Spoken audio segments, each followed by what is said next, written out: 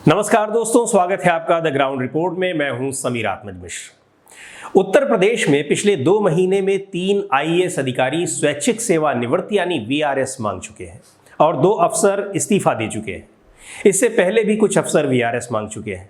पर सवाल उठता है कि इतनी कठिन परीक्षा को पास करने और कथित तौर पर देश की सबसे प्रतिष्ठित नौकरी में आने के बावजूद इस नौकरी को लोग समय से पहले ही क्यों छोड़ रहे हैं। आज चर्चा इसी मुद्दे पर होगी कि क्या अफसर ऐसा राजनीतिक दबाव में कर रहे हैं, निजी क्षेत्र में जाने के लिए कर रहे हैं, या फिर किन्हीं अन्य कारणों से। द ग्राउंड रिपोर्ट के यूट्यूब चैनल को आपने सब्सक्राइब ना किया हो तो जरूर कर लें। बेल आइकन यानी घंटे जैसी आकृति दबाएं ताकि आपको नए वीडियोस के नोटिफिकेशन मिलते रहें और इस तरह के वीडियोस आप लगातार देखते रहें। तो चर्चा करते हैं आईएएस अधिकारियों के वीआरएस और इस्तीफे की। यूपी के राजस्व विभाग में विशेष सचिव और 2005 बैच के आईएएस अधिकारी जी श्रीनिवासुलु ने मंगलवार को इस्तीफा दे दिया। श्रीनिवासुलु ने इसकी वजह स्वास्थ्य संबंधी दिक्कतें बताई हैं, लेकिन असल वजह वो नहीं है जो उन्होंने बताई है। अभी 10 दिन पहले ही 2008 बैच के आईएएस ऑफिसर विद्याभूषण ने भी इस्तीफा दे दिया था। विद्याभूषण ने पहले वीआरएस के लिए आवेदन किया था, लेकिन शायद वीआरएस के लिए जो ज़रूरी शर्तें होती हैं उसे पूरा नहीं कर पा रहे थे। तो आवेदन देने के बाद उन्हें जब ये पता चला तो उन्होंने इस्तीफा दे दिया।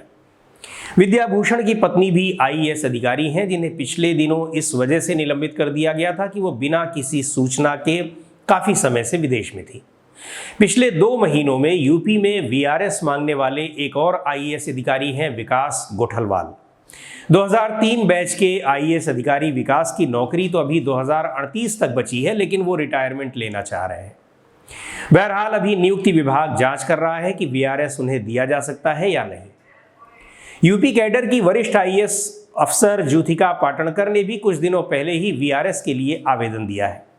1988 बैच की आईएएस ज्योतिका पाटणकर राज्यपाल की प्रमुख सचिव रह चुकी हैं और पिछले 4 साल से केंद्रीय प्रतिनियुक्ति पर थी। उसके बाद यूपी में वापसी के बाद ही उन्होंने वीआरएस के लिए अप्लाई कर दिया।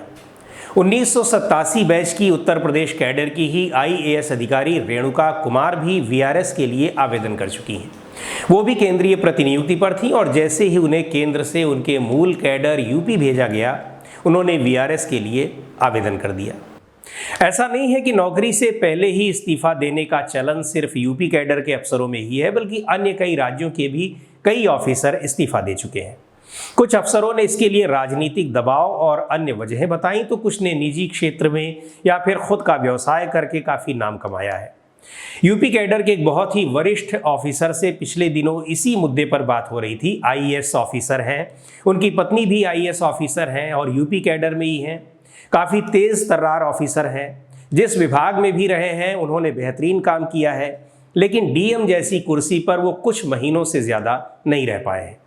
उनके दिमाग में भी वीआरएस लेने या फिर इस्तीफा देने की बात चल रही थी। हालांकि अभी उन्होंने इस्तीफा नहीं दिया है, पर एक अन्य senior IAS officer Rajeev Agarwal का वो उदाहरण दे रहे थे।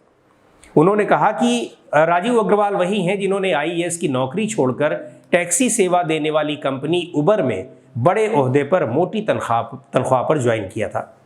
2004 के बाद इस सेवा में आने वाले अफसरों को रिटायरमेंट के बाद आजीवन पेंशन पाने का लोभ भी नहीं रहा, इसीलिए सेवा में उतना आकर्षण शायद नहीं रहा। हालांकि जब तक वो सेवा में है, ना तो पैसे की कोई कमी है, ना प्रतिष्ठा की कोई कमी है और ना ही अधिकार की। फिर भी कई अफसरों का ये कहना है कि यदि राजनीतिक दबाव में काम करने के अभ्यस्त हों, नेताओं की जी हुजूरी करने में माहिर हों और पैसा कमाने के लिए तनख्वाह के अलावा अन्य संसाधनों को जानते हों, तब तो इस नौकरी से बढ़िया कुछ भी नहीं है।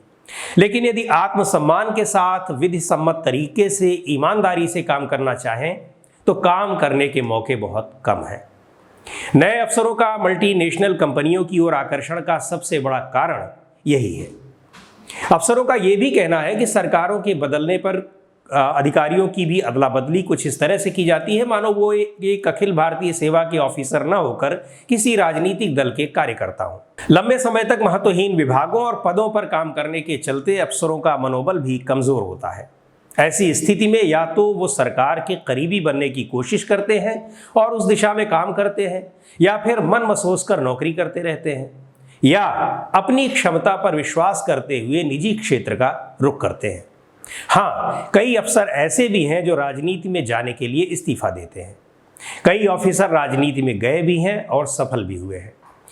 जिन आईएएस अफसरों ने हाल ही में वीआरएस के लिए आवेदन किया है या फिर इस्तीफा दिया है, उनके इस्तीफे के पीछे भी कमोवेश यही परिस्थितियां जिम्मेदार हैं। हालांकि अभी ये अफसर इस बारे में कुछ नहीं कह रहे हैं, लेकिन वीआरएस अप्लाई करने के बाद उसकी स्वीकृति में 3 से 4 महीने का वक्त लगता है। वीआरएस देने से पहले कई विभागों से एनओसी यानी नो ऑब्जेक्शन सर्टिफिकेट मांगे जाते हैं। इसके बाद ही ऑफिसर को वीआरएस दिया जाता है। ज्योतिका पाटणकर और विकास गोठलवाल का वीआरएस मंजूर कर लिया गया है, जबकि श्री निवासुलु की अर्जी केंद्र सरकार के पास भेजी गई है। ज्योतिका पाटणकर अपनी 34 साल की सेवा में सिर्फ 2 महीने के लिए ही किसी जिले की डीएम रही हैं, जबकि आमतौर पर एक आईएएस अधिकारी 5-6 साल या फिर इससे भी ज्यादा इस पद पर रहता है। यूपी कैडर में करीब 550 आईएएस अधिकारी हैं। इनमें से कुछ लोग ही सत्ता के करीब होने के कारण महत्वपूर्ण पदों पर हैं या रहते हैं।